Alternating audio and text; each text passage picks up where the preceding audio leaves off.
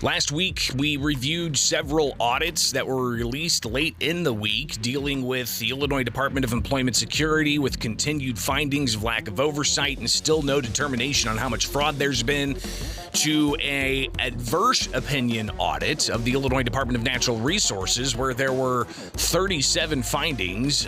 10 of them were new, meaning 27 of those findings were repeat findings.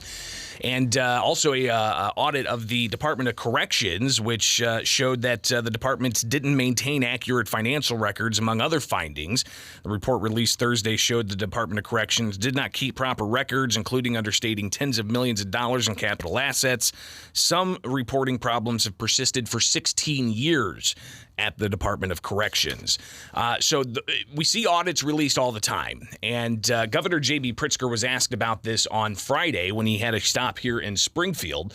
And he shared some of his ideas and thoughts behind these audits that really aren't that great. And time and again, it shows repeated findings, something that the governor acknowledged, but said that, he kind of downplayed it a bit. Here's Governor J.B. Pritzker from Friday responding to a continued series of audits finding problems with state executive agencies.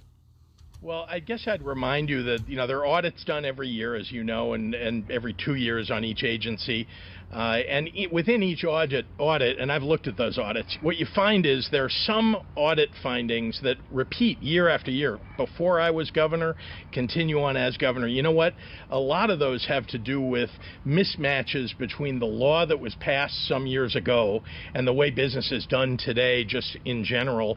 We've brought more efficiencies to a process that don't require certain records to be kept, and yet the law still says, well, you got to, provide a record. Well, if you can't provide a record for something that you're not doing because you don't need to anymore, because we've got computers and other modern conveniences that make it easier. So I wouldn't look at the number or the repetition of some of those so much. We do look to see what are the new ones that get found that we need to address, and then, as you've maybe seen in some of the hearings in the General Assembly, a lot of questions get asked about the old ones, but most especially focused on any new findings.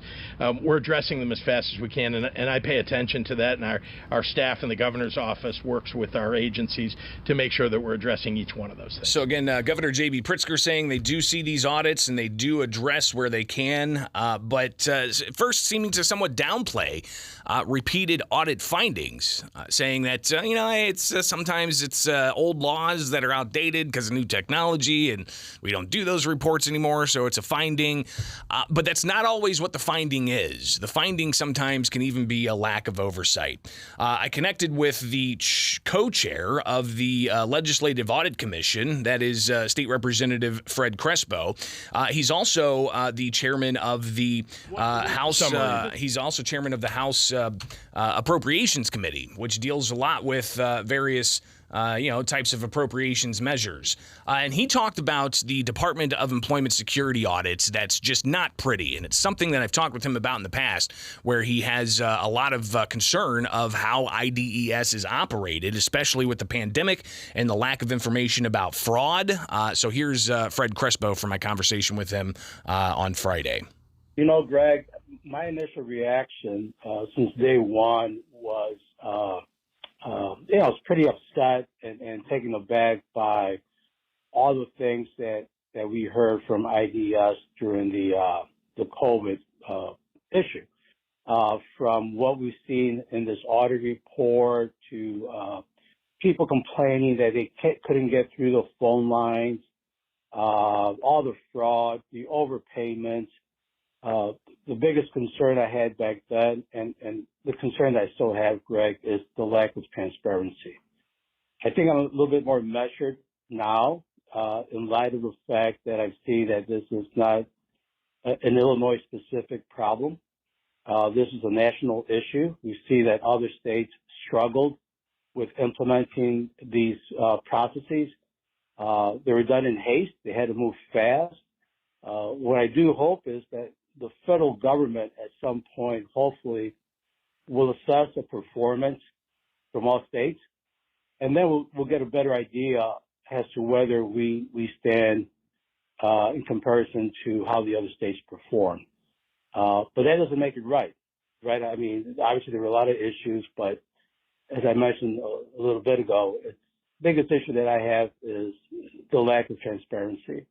I have had many opportunities to interact with IDES in my capacity as co-chair of the Audit Commission, also as chairman of the Appropriations Commission for General Services. They come before my committee for their funding, and just getting information from them was like pulling teeth.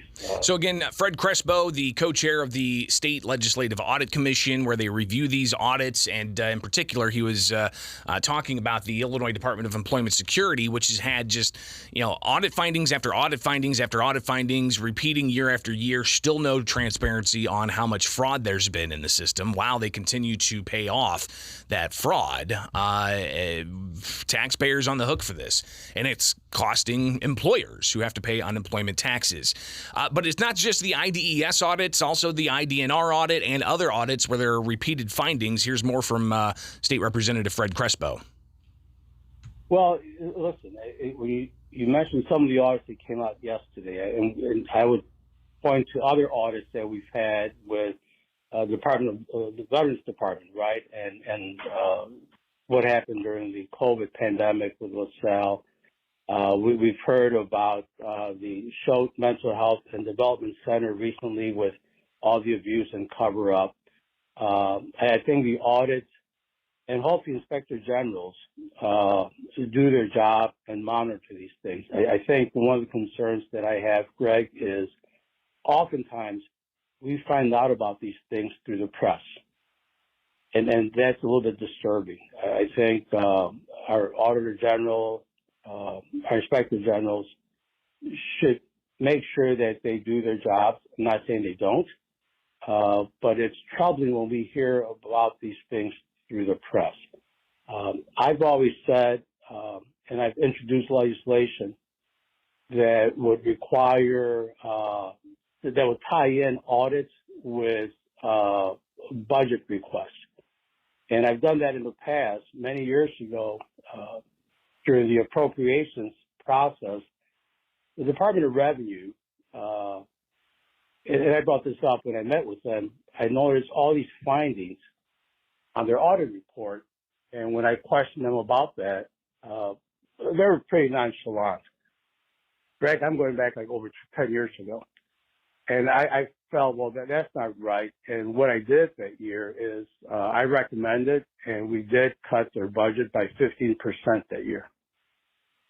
As you can imagine, it's amazing how all of a sudden they did pay attention to their findings. They made a lot of corrections, and we were able to get them the funding during the supplemental.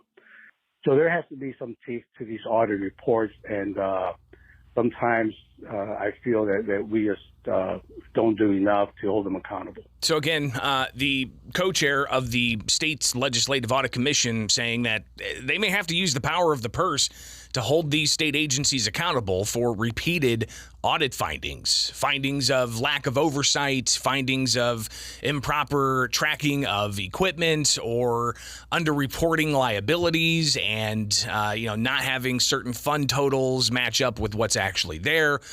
So as Fred Crespo said years ago, he actually got a nonchalant answer from the Department of Revenue after repeated findings. But when they cut the Department of Revenue's budget by 15%, you could see the power of the purse that the legislature has to then be able to hold an agency accountable. Will they continue to do that, or will they attempt to do that with some of these other agencies where there's repeated findings? Should there be more teeth for, say, the Department of Children and Family Services with repeated findings? Should there be more teeth, maybe power of the purse used for IDES, even though it's a federally funded agency? That's something I think some state lawmakers need to consider. So we'll see more audits released. They're released in regularity. Sometimes they're 2-year audits of an agency. Sometimes they're 1-year audits. There's financial audits, there's compliance audits, and a whole host of other things, and even independent audits that can be requested by the legislature for the Illinois Auditor Auditor General to perform.